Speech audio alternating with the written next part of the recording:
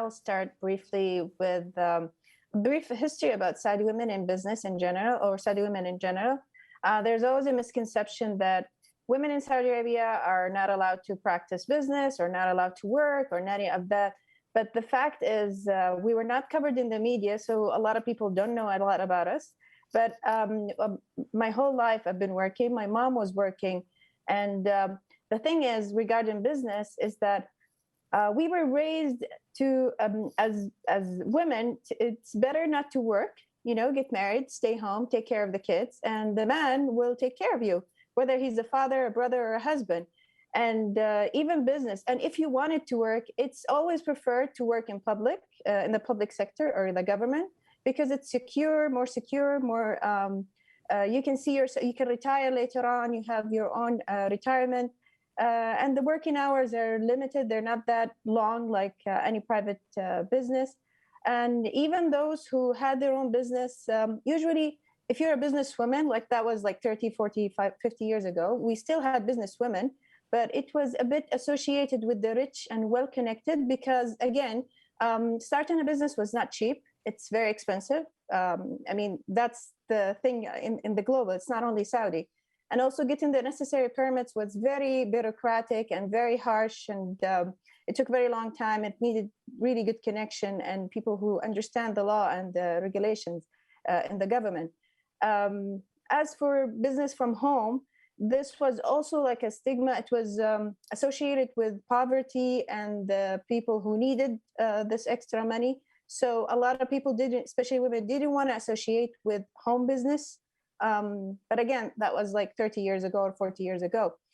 In the recent years, let's say back in 2005, during King Abdullah, may God rest his soul, when he took over Saudi Arabia, he changed a lot of regulations. He started sending a lot of the Saudi girls and Saudi men abroad to get an education, to get exposed to the world and learn more about it and bring that knowledge back home and start the business. And also he encouraged international investments. He worked on the infrastructure. He encouraged more women to work in more sectors that were only limited to men, such as petroleum, such as engineering, such as banking. I mean, I used to work in bank back in 2001, so it wasn't something odd. However, in 2005, they started encouraging more companies and private sector and even public sector to hire more and more women and empower them. They even gave them points. Those companies that hired more Saudi women were given better points than those that didn't. So it started encouraging. And then in 2015, when King Salman took over and Prince Mohammed bin Salman announced his 2030 vision and also encouraged and empowered more and more women, especially in the government sector, by hiring some of the well-known ladies, qualified, of course, women, such as Rima bint Bandar as our first ambassador in the US. This was a great news for us, all of us, is that we see women in such powerful positions in the government.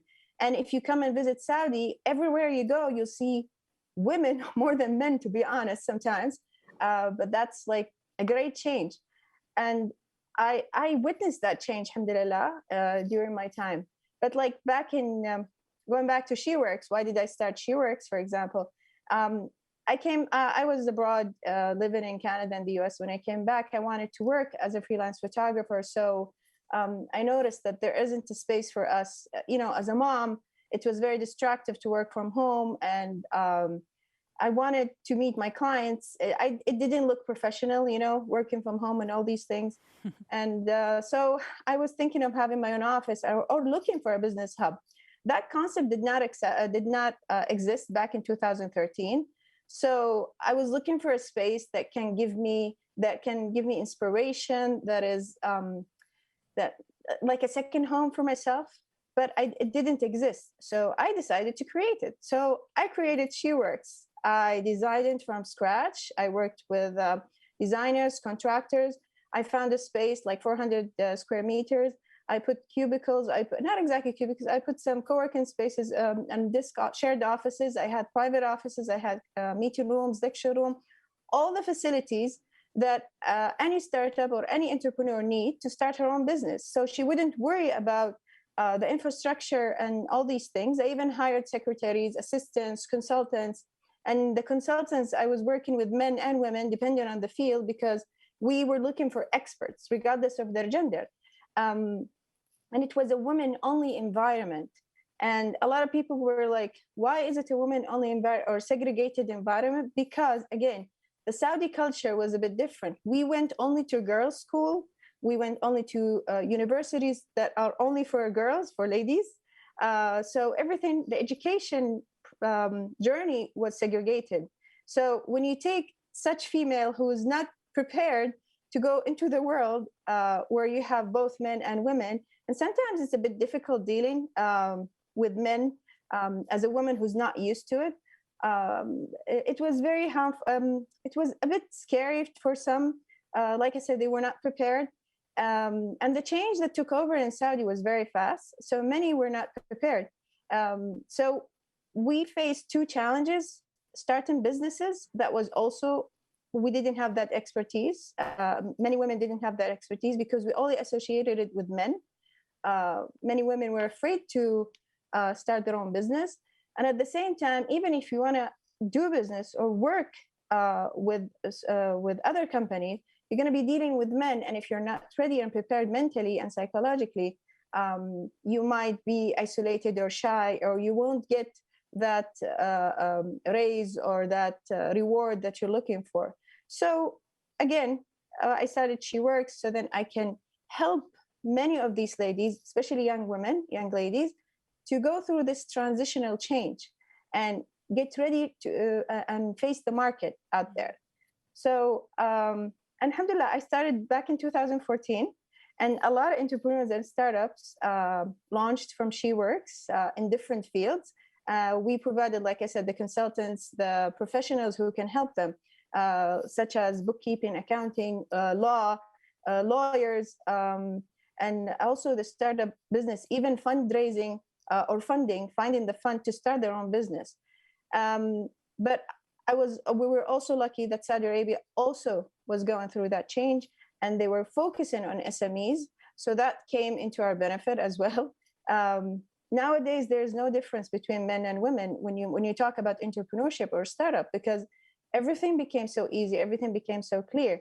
And why do I say easy? Because all the previous challenges is that, oh, you need a lot of money to start a business, is not there anymore. You can start a business from home. It's not a big deal. That stigma of associating home-based businesses with poverty is gone, disappeared with time, with the change of the community itself. And also the permits, which was the most obstacle thing that any business person, regardless of their gender, faced in Saudi, became not an obstacle anymore, because the whole government became e-government. And that took place only in less than 3 years. Can you imagine that? It's like, oh, suddenly I had to go to the ministry to sign my documents and my papers. And then nowadays, if I want anything, I just log in and do everything online. So that's why the whole ecosystem have changed. I mean, even we have more VCs, international companies coming into Saudi. So again, we were lucky. However, with Corona, things took a different toll. And there were new challenges, especially for moms, because our government was putting our safety first. And they asked us to stay at home and do the lockup. Mm-hmm. So a lot of women were not ready. Nobody actually was ready for that. A lot of us maybe preferred, and it's a healthy thing. We put our family first. We put our health and our family first. We took care of our kids who are doing online schooling, which drove many of us crazy. Yep. So, but in general, alhamdulillah, in the last year, many of us have recovered or even changed their business model. Many of us explored the internet and the online. A lot of women hated online long time ago when we introduced the idea of having a Zoom online. Or it wasn't Zoom, it was other programs, like having lectures and some workshops online. Many of us, including myself, resisted the idea because we love socializing. But after Corona, I think it became the norm. Like you mentioned, you're behind your computer, you're working from home at your comfort, trying to manage your time between home and work. Mm-hmm. But and many actually started their own business even during the Corona or the COVID pandemic. Yeah. Because again, technology became better and easier. You have the 5G, you have the whole world is in your computer. You can easily connect to factories, to logistics, to all these things. Thank God to technology. So things are getting easier and easier, and we are here today because of this technology. Hopefully, So it continues. Yes.